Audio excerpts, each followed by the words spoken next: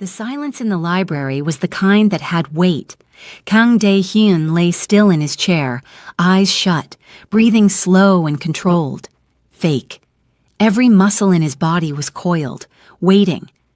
On the desk beside him sat a diamond watch worth $50,000, left there like bait in a trap he had built himself. He heard the children creep closer. This is it, he thought. This is the part where they prove me right. Then he felt it. A small, cold hand, not reaching for the watch, pressing gently against his chest, right where his shirt met his heart. Then the soft tapping of a tiny finger, then a hum, a lullaby in a language he didn't know, but somehow felt in the back of his throat. "Don't let the bad dreams find him, Kofi," the little girl whispered, and then something warm and damp touched his hand. The boy had brought a tea-soaked paper towel from the kitchen because he had noticed the boss's fingers were trembling. "Mommy says when men growl in their sleep, their souls are shivering," the boy breathed. Dae-hyun's eyes burned behind his closed lids. He had spent his whole life guarding a fortune.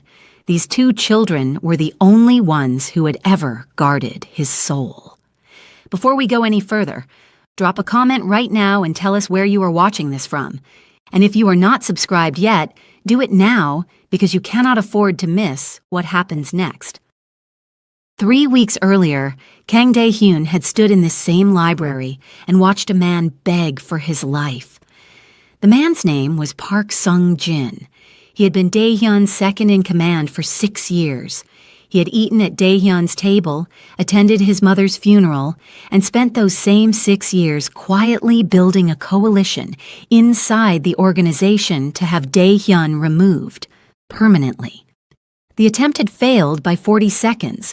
40 seconds was how long it took Dae-hyun's driver to notice the black van parked at the wrong angle outside the east gate. 40 seconds was the difference between Dae-hyun standing in this library breathing and Dae-hyun being lowered into the ground, somewhere quiet and unmarked. He had looked at Park Sung-jin that night, at the man's shaking hands, at the way his expensive suit had suddenly looked too big for his body, and felt absolutely nothing. That was the part that stayed with him, not the betrayal, not the danger, the nothing. He had built a life so heavily armored that even betrayal couldn't find a gap to hurt him through. He had walls, inside walls, inside walls. And somewhere along the way, the man who used to live inside all those walls had quietly disappeared. He was 31 years old and he felt like a building that had been evacuated. The house didn't help. It was enormous. 40 rooms, 2 courtyards, a library that could swallow most apartments whole. His mother had called it a fortress. She meant it as a compliment. She'd been wrong. Fortresses keep enemies out, yes, but they also keep everything else out. Warmth, sound, the smell of food cooking, the specific kind of noise that only exists when someone who loves you is moving around in the next room. His mother had been dead for 4 years. The house had been silent ever since. He had gone through 11 household staff in those 4 years, not because he was violent. He wasn't, not with staff, but because people could feel it.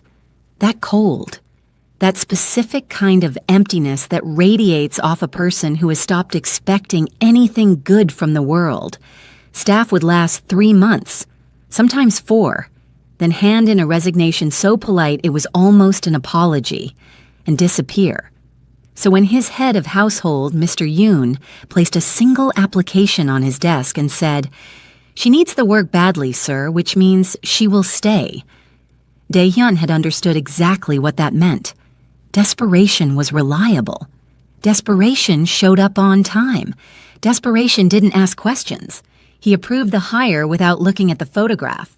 Zaryi Odiambo arrived on a Tuesday morning carrying 1 bag, 2 braids, and the particular kind of quiet that belongs to people who have learned that making noise only brings trouble. She was 28. She had been in Seoul for 2 years, working cleaning contracts and evening restaurant shifts, sending money home to Nairobi, where her mother was raising her children while Zaryi built something solid enough to bring them to. Her husband James had died 14 months ago, a bus accident on the Thika Road, the kind of ordinary, terrible thing that happens to ordinary people with no warning and no reason. He had been 29. He had been funny. He had been the kind of man who remembered how you took your tea. She didn't talk about James. She carried him the way you carry something precious and breakable.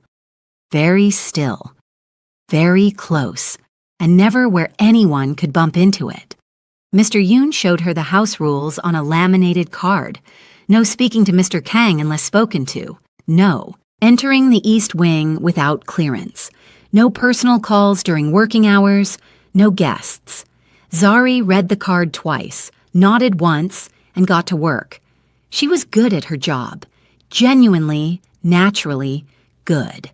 The kind of good that comes not from training, but from caring. She noticed things. The way a surface felt under her hand told her whether it had been cleaned properly or just wiped. She moved through rooms the way water moves, finding every corner, leaving everything better than she found it. On her third day, she found a photograph face down on a shelf in the East Corridor.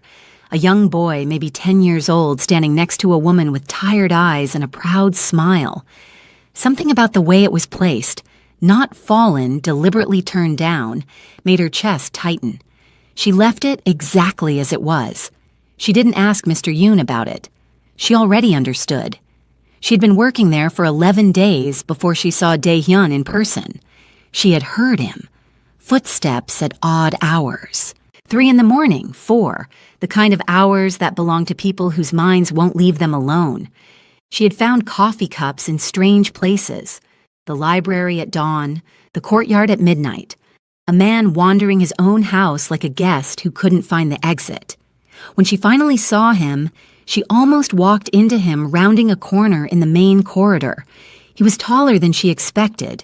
Dark suit, no tie, the top button of his shirt open in a way that suggested the day had already been long, even though it was only 9 in the morning.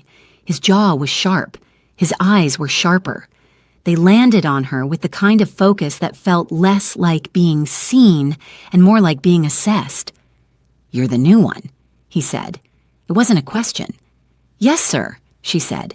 "Zaryi." He looked at her for exactly 2 seconds. She counted, then walked past her without another word. She exhaled slowly and kept moving. What she didn't know was that he had stopped at the end of the corridor and stood there for a moment facing the wall. Something about her voice had done something strange to the air in his chest. It was low and steady and carried absolutely no fear. Every member of his staff feared him. Every associate, every enemy, every person who had ever sat across a table from him. It was so constant he had stopped noticing it. The way you stop noticing the smell of your own house. She hadn't been afraid, not even slightly. He filed that away and went back to his office and didn't think about it again, he told himself. The first real conversation happened on a Thursday, 2 weeks into her employment, and it happened because of a broken cup. Dae-hyun came down at 2 in the morning, another sleepless night, another circuit of the house, and found Zaryi in the kitchen. She was sitting at the counter with a broom and a dustpan, carefully collecting the pieces of a ceramic cup that had slipped from a shelf. She looked up when he walked in, and for a moment, neither of them spoke. "I'll replace it," she said immediately. Steady. No panic. He looked at the pieces. It was one of a set his mother had brought back from Jeju Island. There were 7 left. He hadn't used any of them in 4 years. "Don't," he said. She looked at him carefully. "Sir? Don't replace it." He crossed to the counter, poured himself a glass of water, and leaned against the opposite wall. "Why are you working at 2 in the morning?" "I heard it fall," she said simply. "I wanted to clean it before anyone stepped on a piece." He studied her. "You live off-site." "Yes. Then how did you hear it fall?" A pause. The smallest hesitation. "I wasn't asleep yet." He looked at her more carefully now. There were shadows under her eyes that had nothing to do with the hour. The kind of shadows that come from nights that have been bad for a long time. "You have children," he said. It came out flat, like a fact being filed, but something underneath it was different. Something was paying attention. She stiffened slightly. Just slightly. Yes. How old? 8 and 5. Where are they? Nairobi, with my mother. Another pause, smaller this time. For now. The two words sat in the kitchen like something alive. For now. The entire weight of her life in 2 words. The plan, the sacrifice, the distance, the promise she was working herself to the bone to keep. Dae-hyun looked at his water glass. Go home, he said. I haven't finished. Go home, Zaryi. And then, quieter, in a voice that surprised even him. The cup doesn't matter. She gathered her things without rushing, without fussing. At the kitchen door, she paused and looked back at him, just for a second. And what he saw in her face wasn't gratitude exactly. It was something more careful than gratitude, like she was trying to figure out which version of him was real. He didn't have an answer for her.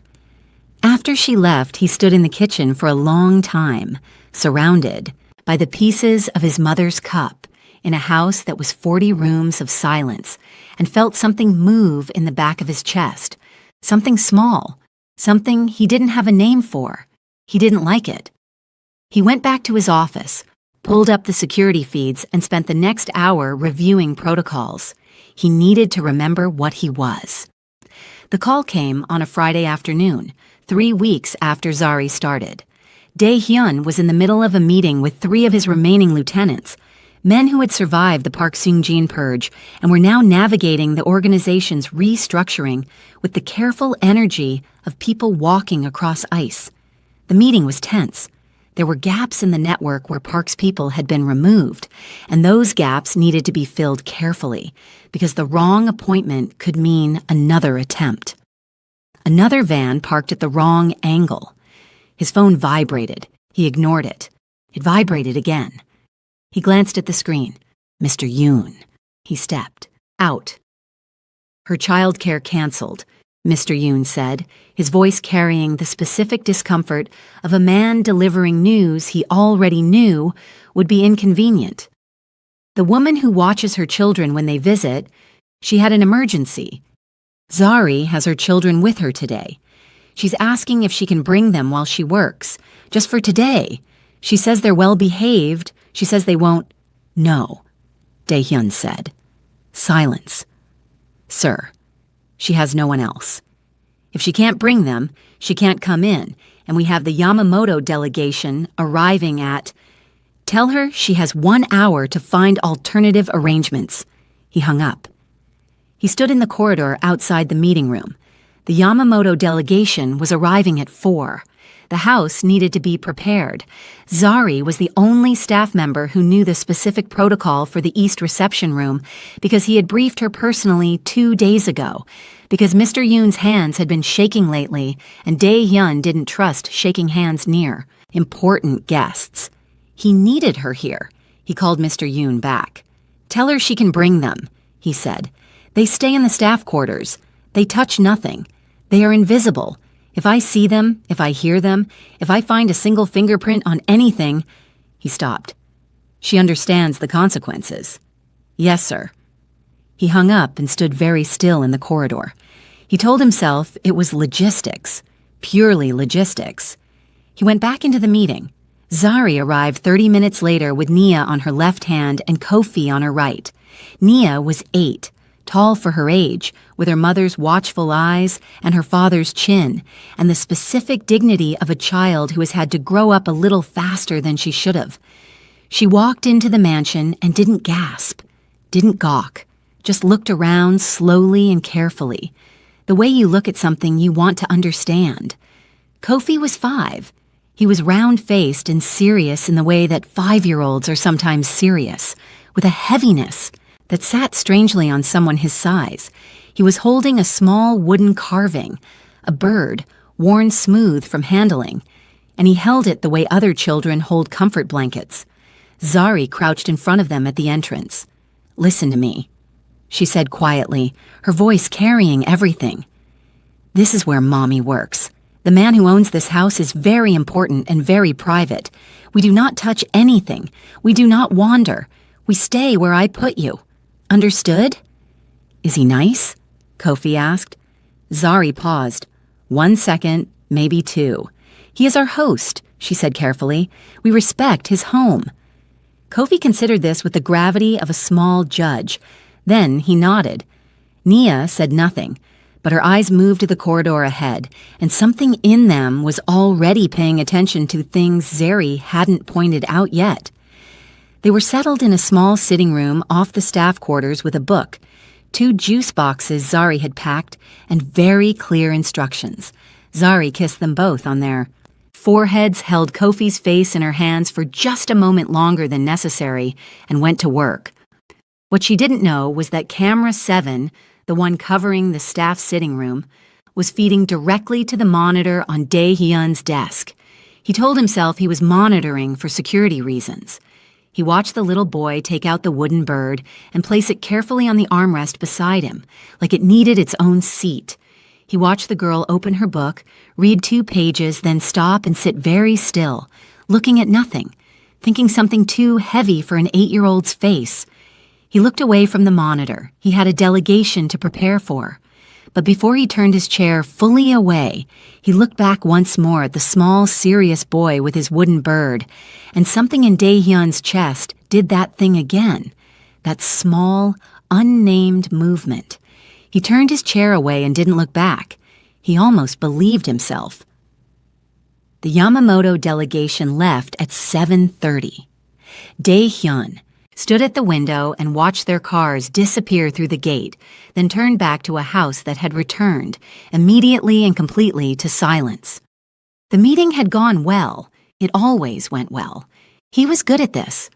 The stillness, the measured words, the way he could sit across a table from dangerous men and make them feel like they were the ones being watched, even when he was the one with less leverage. It was a skill he had learned so early he couldn't remember learning it. Survival as performance, coldness as armor. Mr. Yoon appeared at the doorway. The delegation was pleased, sir. Mr. Yamamoto mentioned. Where are they? Dae-hyun asked. Mr. Yoon blinked. Sir? The children. Still in the staff sitting room. Zaryi is finishing the East reception room now. She said she'd collect them in 20 minutes. Dae-hyun nodded once. Mr. Yoon disappeared. He told himself he was asking for security reasons, inventory of who was in his house, basic protocol. He walked to his library instead of his office, poured 2 fingers of whiskey he didn't drink, and sat behind his desk. The thing about Kang Dae-hyun was that he had not always been like this. There had been a version of him, younger, softer around the edges, not yet fully formed into whatever he was now, who had wanted different things. He had wanted to study architecture. He had sketched buildings in the margins of his school notebooks, structures that were all glass and light and open space, the exact opposite of everything his father's world represented. His mother had kept those notebooks. He had found them after her funeral in a box under her bed, tied with kitchen string. His father had died when Dae-hyun was 19, leaving behind an organization, a debt structure, and a choice that wasn't really a choice. Walk away and watch everything his mother had sacrificed for collapse, or step in and become the thing he had spent his childhood watching from a careful distance. He had stepped in. He had been good at it immediately, which was the part that disturbed him most when he let himself think about it. The coldness hadn't been something he had to learn. It had been something he had to stop fighting. He drank the whiskey, set the glass down. Somewhere in the East Wing, he could hear Zaryi moving, the specific quiet rhythm of someone working, the soft drag of furniture being replaced, the muted sound of surfaces being wiped, steady, unhurried. He had noticed that about her. She never rushed, and she never wasted movement. There was a kind of dignity in the way she worked that he found, and this was the word that kept arriving, no matter how many times he pushed it away. Beautiful. He didn't want to find her beautiful. Beauty was a variable. Variables created vulnerability. His phone buzzed, a message from his head of intelligence. a man named Choi who communicated exclusively in short, precise sentences. Two of Park's former associates, spotted near the North District, possibly surveillance, monitoring. Dae-hyun read it twice. Set the phone face down. Possibly surveillance, which meant possibly another attempt, which meant the 40-second window that had saved his life 3 weeks ago might be narrower next time. He looked around the library, at the whiskey glass, at the walls of books he hadn't opened in years, at the desk where he conducted business that would make those architecture notebooks seem like they belonged to someone from another planet, and then, without fully deciding to, he reached into the bottom drawer of his desk and removed a small item he had placed there 2 days ago, a blue diamond, loose, not mounted, the size of a thumbnail, worth somewhere between $40,000 and $60,000 depending on who was buying, unregistered, untraceable. He set it on the desk. Then he placed beside it a stack of bills, $5,000 in mixed notes, the kind of casual money that accumulates in a life like his, the way loose change accumulates in other people's pockets. He looked at the arrangement. He had told himself this was a test, a rational, necessary assessment of the people inside his house at a vulnerable time. The attack had shaken something in his security structure, and he needed to know the character of everyone around him. That was the logic, clean, defensible. But underneath the logic was something uglier, and he knew it. He wanted to be right. He wanted the world to confirm what he had decided about it. That everyone had a price, that innocence was just inexperience, that even children, given the opportunity and the need, would reach for what wasn't theirs. If he was right, he felt nothing. He was always right. That was fine. If he was wrong. He didn't finish that thought. He told Mr. Yoon to send Zaryi to the kitchen with a list of inventory items that would take her exactly 20 minutes to count. Then he settled into his chair, loosened the remaining buttons on his shirt, enough that the edge of the scar from 3 weeks ago was barely visible at his collar, and closed his eyes. He slowed his breathing. In for 4 counts, out for 6. His heart rate dropped. His face went slack. The ultimate predator. Playing dead. He heard the door open 8 minutes later. Small footsteps. 2 sets. One slightly heavier than the other. He heard them stop. Heard the sharp intake of breath that meant they had seen the money and the diamond. Heard the silence that followed. That specific loaded silence of people looking at something they want. Here it comes, he thought. His hand was resting on the arm of the chair, positioned to close around a small wrist the moment it reached for the desk. Here it comes. The footsteps moved closer, and then they stopped. And instead of the sound of small fingers on a diamond, he heard something he had not prepared for. He's bleeding, Nia said. Not a whisper, a statement. Quiet, but certain, the way you state a fact that requires action. Where? Kofi's voice hushed. There, under his shirt. See the color? A pause. We have to help him, Kofi said. Kofi. Nia, we have to. Dae-hyun's jaw tightened. The scar, the wound from the assassination attempt, still not fully healed, had apparently seeped through his shirt. He hadn't noticed. He expected them to go get Zaryi, to find an adult and hand the problem to someone else the way children do. Instead, he heard small feet move toward the kitchen at the end of the corridor, then water running, then the soft sound of a paper towel being torn, then the faint domestic smell of tea. They had found the cup Zaryi had left steeping for herself.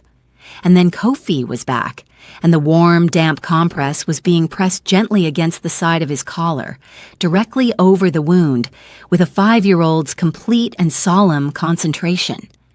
Dae-hyun didn't move. Then came the tapping.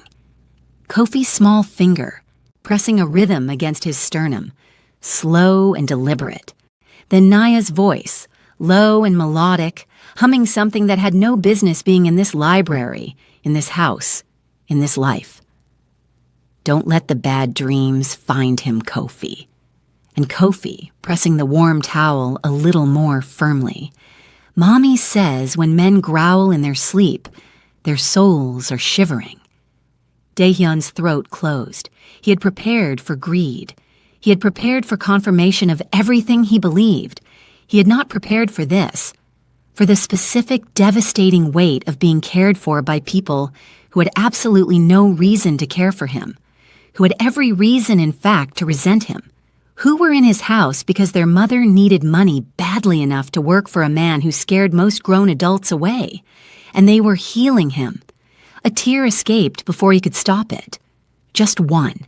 It slid from the corner of his closed eye, and he felt it trace a line down his face, and he couldn't do anything about it without opening his eyes, and he couldn't open his eyes because he had no idea what his face would do if he did. He lay there, still, burning. And then Nia spoke again, and what she said changed everything. "His eyes are sad," she whispered, "even when they're closed. Have you noticed?" "Yes," Kofi said. "I think nobody is nice to him." A pause. "We should be nice to him," Kofi said. "We are being nice to him. More nice. Tomorrow nice." Daehyun stopped breathing.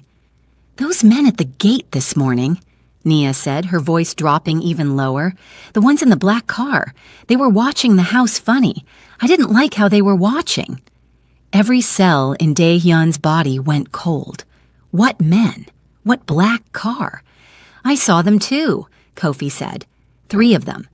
The one in the front had a phone, but he wasn't looking at the phone. He was looking at the gate. Daehyun's mind was already moving, already pulling up the morning security log, already mapping positions, already calculating. Choi's message. 2 of Park's former associates spotted near the North District. Not the North District. Here, outside his gate. And his security team had missed it and an 8-year-old had not. He had 1 second to decide. Stay still and process this quietly or... Nia. His voice came out lower than he intended. Rough. Both children went completely rigid. He opened his eyes. They were staring at him. Kofi still holding the damp paper towel, Nia standing close with her arms at her sides, both of them frozen in the particular way of children who are trying to decide in real time whether they are in trouble. He looked at them, at their faces, at Kofi's wide eyes and the paper towel and the wooden bird peeking out of his pocket. He looked at the diamond on the desk, untouched, exactly where he had placed it. He should have felt vindicated. He had been wrong about them, and being wrong should have unsettled him. Instead, what he felt was something he genuinely did not have vocabulary for. Something large and quiet and aching, sitting in the center of his chest where the cold usually lived. But he was still Kang Dae-hyun, and Kang Dae-hyun did not soften. Not here. Not yet. "Where exactly," he said carefully, "was the black car parked?" Before we continue, pause for a second and drop a comment. If you were Zaryi and you walked in right now to find your children standing over your boss with a paper towel pressed to his chest, what would you do? Because what happens in the next few minutes is going to change every single life in this house. Keep watching. Nia answered him without flinching. "Outside the east gate," she said, "by the tall tree. They were there when we arrived, and they were still there an hour later. The man in the front seat had a scar here." She pointed to her own jaw, "and he kept looking at the upstairs windows." Daehyun's voice was completely controlled. "How long did you watch them?" "Until Mommy called. Us inside." He was already reaching for his phone. 1 message to Choi. 4 words. "East gate. Black car. Now." Then he looked back at the children. The trap he had set was still on the desk between them. The diamond, the money, all of it. And suddenly it felt like the ugliest thing in the room, like something he wanted to put away before either of them looked at it too carefully and understood what it meant. "Sit down," he said. They sat. Side by side on the small sofa across from his desk, Kofi still holding the paper towel, Nia with her hands folded in her lap like a small ambassador. He looked at Kofi. "Does it hurt you," he said slowly, "to give care to someone who hasn't asked for it?" Kofi thought about this with complete seriousness. "No," he said finally. "Daddy said care is not a loan. You don't give it to get it back." The words landed somewhere deep. "Your father sounds like a wise man," Dae-hyun said, and his voice was different now.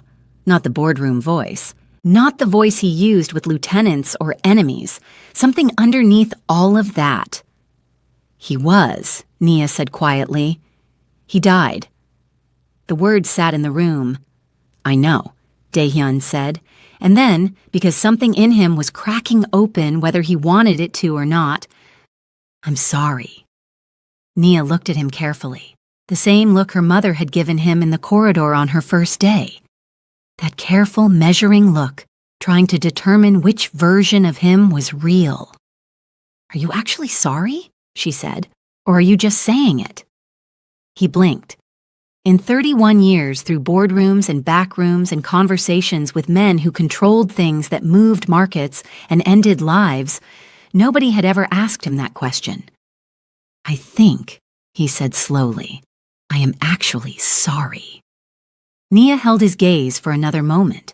Then she nodded once with the gravity of someone accepting a verdict. The door opened. Zaryi stood in the doorway. She took in the scene. Her children on the sofa, the man behind, the desk, the diamond and the money she hadn't noticed yet, the paper towel still in Kofi's hand, the expression on Dae-hyun's face that she had no framework for, and every muscle in her body went tight. "Nia, Kofi." Her voice was completely calm. "Come here, please." "Mommy, he was bleeding." Kofi started. "Come here." They came. She put one hand on each of their shoulders and looked at Dae-hyun across the room. "I apologize," she said. Her voice was steady, but her eyes were not. "Whatever happened, I apologize. They know better than—" "They didn't do anything wrong," Dae-hyun said. She stopped. "Your daughter," he said, "may have just saved my life." He watched her face process this. "There were men outside the east gate this morning. She noticed them. My team didn't." The silence stretched. "We'll discuss it tomorrow," he said. "Take them home, Zaryi." She looked at him for a long moment. Then she looked at the desk. Really looked. And her eyes found the diamond and the money. He watched her understand. He watched her put it together. Her jaw tightened by a fraction, and something moved behind her eyes that was not fear and was not anger, but was sharper than both. She looked back at him. He held her gaze and said nothing because there was nothing to say that would be adequate. She turned and walked her children out of the library without another word. The door closed. Dae-hyun sat, alone. The diamond sat on the desk, untouched and now obscene. He picked it up, held it. It was cold and perfect and worth more money than most people would see in 5 years of working, and it meant absolutely nothing. It had never meant anything. He had held diamonds before and felt nothing, and he felt nothing now except... He set it down again and pressed his hands flat on the desk and breathed. In the morning, he realized, he was going to have to face her. And for the first time in longer than he could remember, he was not entirely sure he was ready. She didn't quit. That was the first thing he noticed the next morning. Her car was in the lot at 7:59, 1 minute before her shift started, same as every other day. He watched it on the gate feed from his office and felt something in his chest release that he hadn't realized was held tight. He had half expected her to be gone. He wouldn't have blamed her. He had set a trap for her children. He had placed money and a diamond in front of 2 kids who had nothing, whose mother worked in his house because she had no better option. And he had waited for them to steal it so he could confirm the story he had already decided was true. It was calculated. It was cold. and it had backfired so completely that the shame of it had kept him awake until 4 in the morning. She came in, signed the log, and started her work.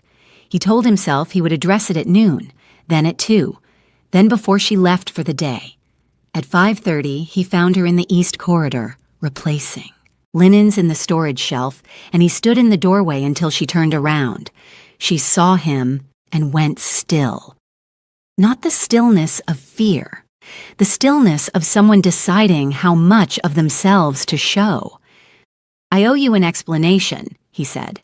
"You don't owe me anything, sir." Her voice was professional, smooth, a wall made of politeness. "Zaryi." She looked at him. "I owe you an explanation," he said again. A pause. She set down the linens, folded her hands in front of her, waiting. "I was testing them," he said. There was no soft way to say it, so he didn't try. "After the attempt on my life, I needed to assess everyone in my house. I told myself it was security protocol. I placed the items on the desk and I arranged for you to be called away, and I waited." Her face didn't move, but her eyes did something. A quick tightening, then release. "I was wrong," he said. "Not just in method, in assumption." He paused. "Your children they are not what I expected." "What did you expect?" Her voice was quiet, not accusing, genuinely asking. "I expected them to take it." The words landed flat and honest and ugly. She looked at him for a long moment. "Why?" "Because everyone does," he said, "eventually, given enough need and enough opportunity. That has been my experience of people." "That has been your experience of the people in your world," she said, carefully, but clearly. He said nothing because she was right. "My children," she said, "have had nothing their whole lives. Their father died with nothing. We have nothing now. But James..." Her voice caught, just slightly, just for a second, and she steadied it. "James raised them to understand that your character is the only thing that actually belongs to you. Everything else can be taken. Character can't." Dae-hyun was quiet for a moment. "He sounds like someone worth knowing." "He was the best person I've ever met," she said simply. No performance in it, just fact. The corridor was very still. "I'm sorry I put them in that position," Dae-hyun said. "I'm sorry I put you in that position." She looked at him with that careful, measuring look. Then she picked up the linens and turned back to the shelf. "Don't do it again," she said quietly. It wasn't a threat. It wasn't even a demand. It was something more dignified than both. A boundary, stated once, with complete calm. He almost smiled. He couldn't remember the last time someone had spoken to him that way. Like he was a person who could be held accountable. Like his behavior had consequences beyond strategy and logistics. Like he was just a man who had done something wrong and needed to hear it said plainly. "I won't," he said. He meant it. The next 3 days were different. Not dramatically different. Not the kind of different you could point to and name. But the temperature of the house changed slightly. The corridors felt less like a held breath. Dae-hyun found himself adjusting his route through the house in ways he didn't examine too closely, ways that occasionally brought him past wherever Zaryi was working. They talked. Small things at first. She asked once about the photograph in the east corridor, the one that had been turned face down, and he told her it was his mother. She said nothing for a moment and then said, "She has a kind face," and he said, "She was, and they left it there, and somehow that was enough." She told him small things about Nairobi, about the noise of it, the color of it, the way the city smelled in the morning before the traffic started. He listened in a way he didn't usually listen to people. Not processing for useful information, not assessing for threat or opportunity, just listening. Kofi's wooden bird came up once. He asked her about it during a late evening when she was finishing up and he was sitting in the kitchen again with his undrunk coffee.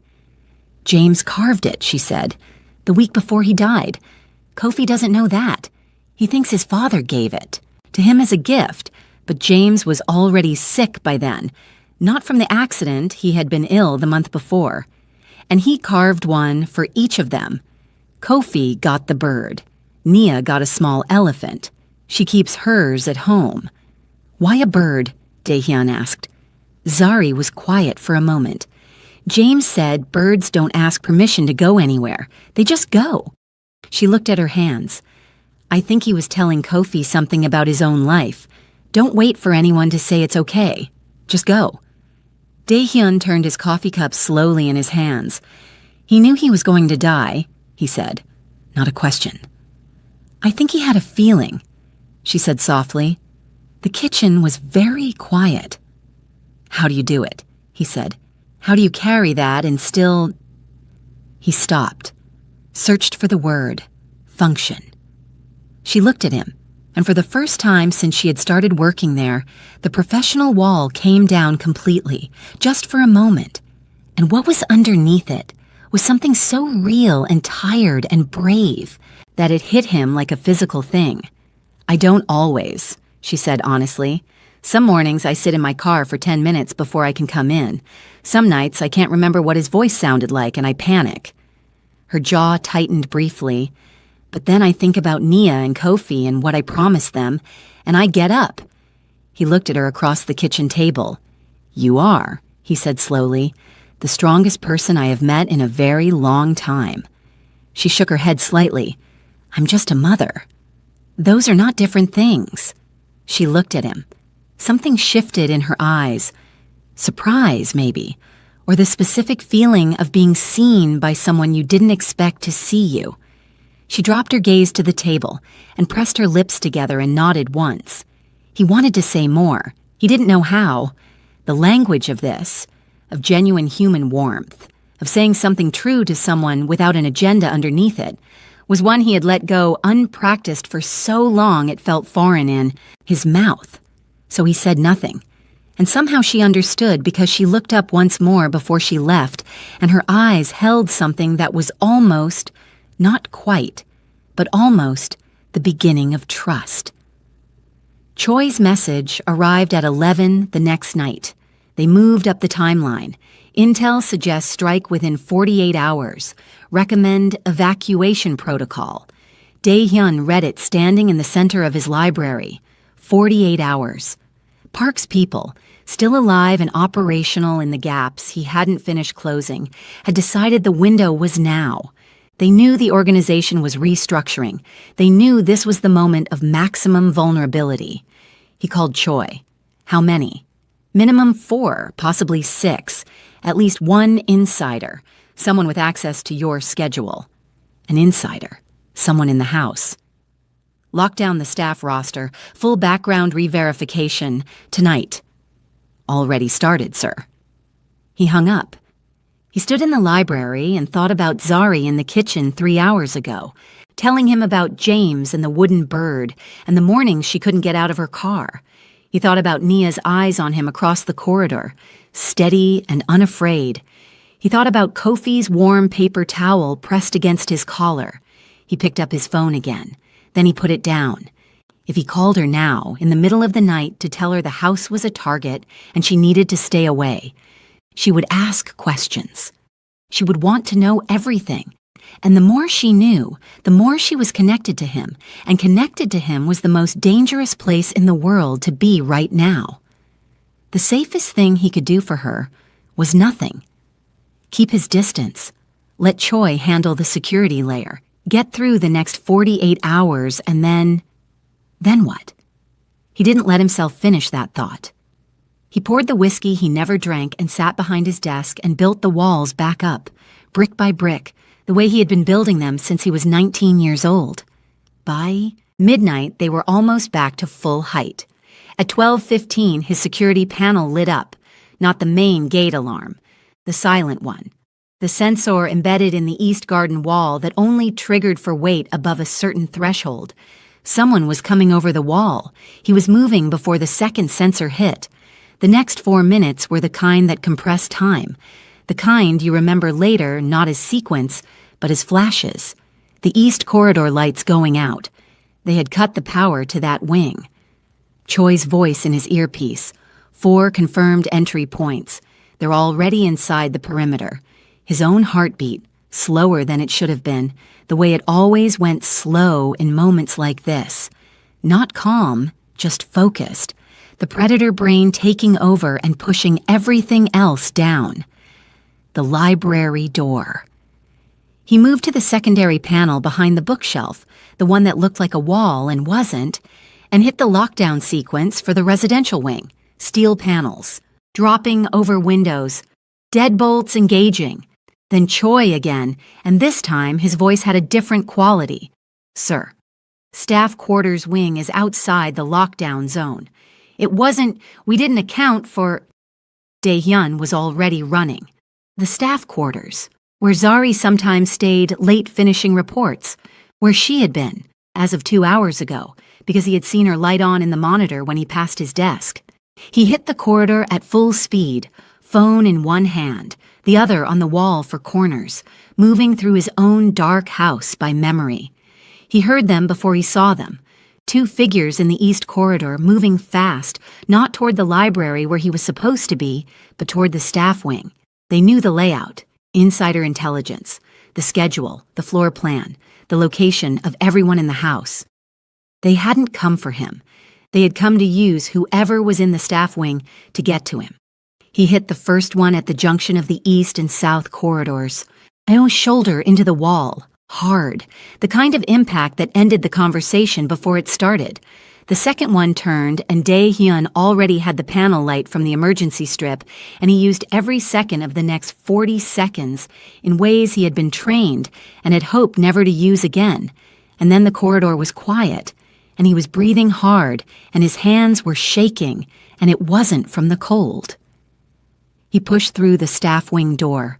Zaryi was standing in the middle of the room. She had heard them coming. She had barricaded the inner door with a chair and had her phone in her hand. She'd already called emergency services. He could hear the operator still speaking.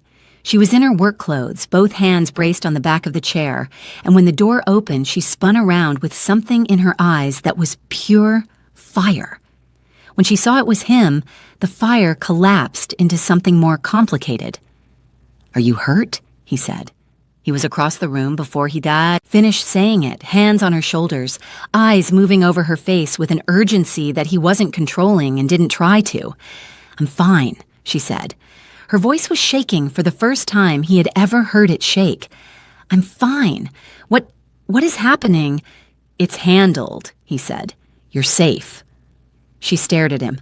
Her hands had come up and were gripping his forearms without her seeming to notice, and his hands were still on her shoulders, and they were close in the small room with the emergency lighting and the sound of Choi's voice in his earpiece confirming the perimeter was contained. "Dae-hyun," she said. His name, not sir. His name for the first time in her voice, and the sound of it did something to him he had no defense for. "I know," he said. "You could have been..."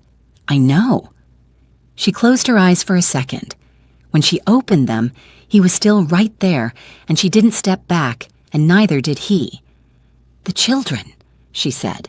"I need to call them," he said. "I'll be right here." And he was. He stood in that small room while she called her mother in Nairobi, while she listened to her mother's voice and then asked to hear Nia and then Kofi. And he watched her face do the thing that faces do when you hear the voice of the person you love most after a moment of real fear, the relief of it, the way it moves through you like water. He looked away to give her privacy. On the small table by the door, he noticed something he hadn't seen before.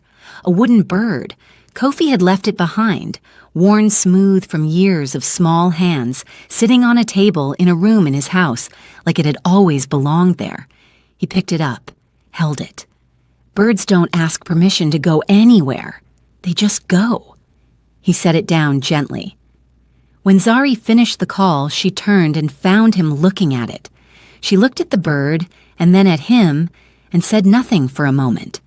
"Stay," he said. He said it before he fully knew he was going to say it. "Tonight, the East, guest room. I'm not asking for any reason except that it's 3 a.m. and the roads are being monitored and He stopped. "I don't want you driving alone right now." She looked at him for a long time. Okay, she said quietly. 3 months later, nothing in the house was the same. Not dramatically, not all at once, but in the way that real change happens. Slowly, then suddenly, like a season turning. Nia and Kofi came on weekends now, not because Zaryi's childcare had fallen through, because Dae-hyun had asked, specifically, carefully, in the way of a man who was relearning how to want things. Kofi had adopted a corner of the library as his own, the low shelf by the window where the light came in at an angle, where he would sit with his bird and his books and his specific 5-year-old gravity and not bother anyone. Dae-hyun had placed a small cushion there without saying anything about it, and Kofi had accepted it without saying anything about it, and that was its own kind of conversation. Nia was teaching him card games. She was ruthless at cards, strategic, patient, with a memory that cataloged every discard, and she beat him consistently and without mercy, and he found it was the best part of certain afternoons. Zaryi was still his housekeeper officially. The title had stopped meaning what it used to mean sometime around the second month, but they were both still figuring out what it meant now, stepping carefully and honestly around something that was large and real, and neither of them was in a rush. One evening, she found him in the library with the photograph from the East Corridor, the one that had been face down for 4 years, now sitting upright on his desk. His mother's face, the proud, tired smile. Zaryi didn't say anything. She just looked at it, and then looked at him, and smiled. Small and real. He looked back at her, and the wall he had been building since he was 19 years old was not gone. Some walls, once built, take years to come down. But there were windows in it now, light coming through. That was enough. For now, it was enough. The organization was restructuring properly under his direction, bleeding out the corrupt tissue, replacing it with something that at least had the possibility of integrity. Choi had identified the insider, a scheduling assistant who had been quietly feeding information to Park's remaining associates. The threat had not disappeared, but it had shape now, and shaped threats were manageable. He was still Kang Dae-hyun. He was not going to become a different person, but he was, choosing deliberately, daily, to let the person he had buried under decades of armor breathe a little. It was harder than running a criminal empire. He was surprised to find he didn't mind. On the 1-year anniversary of Zaryi's first day, he called her into the library. She came in and saw the small display case on the center of the desk, glass top, velvet. Interior, museum quality, and inside it, sitting on black velvet like something precious and priceless, was Kofi's wooden bird. She looked at it for a long moment. Then she looked at him. He left it here by accident, she said softly. I know, Dae-hyun said. I asked him if I could keep it. What did he say? He said yes. He said...